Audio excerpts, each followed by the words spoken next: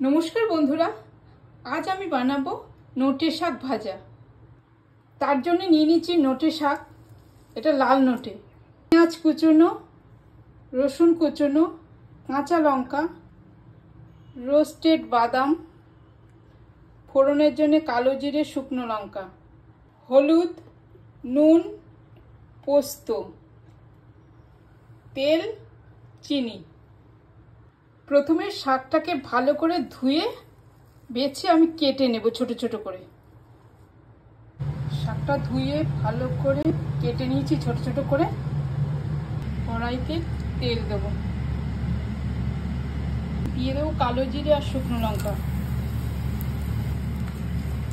শুকনো লঙ্কা দুটো তুলে নিচ্ছি ও রসুন কুচি ভালো করে ভেজে নেব।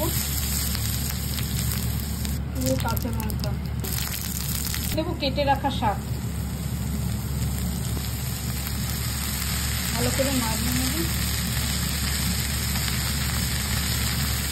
দিয়ে দেবো নুন, দেবো অল্প হলুদ, ভালো করে নেড়ে নেব।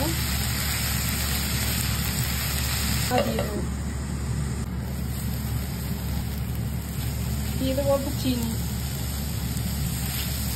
চিনি বাদামগুলো হালকা ঘুরিয়ে নেব করে চিনি বাদামগুলো দিয়ে দিলাম। এরপর 1 চামচ পোস্ত দিয়ে দেবো। ভালো করে নেড়ে নিচ্ছি। শাক আমার হয়ে গেছে, এবার নামিয়ে নেব। নোটে শাক ভাজা আমার হয়ে গেছে, এবার গরম গরম ভাতের সাথে পরিবেশন করব। নমস্কার বন্ধুরা।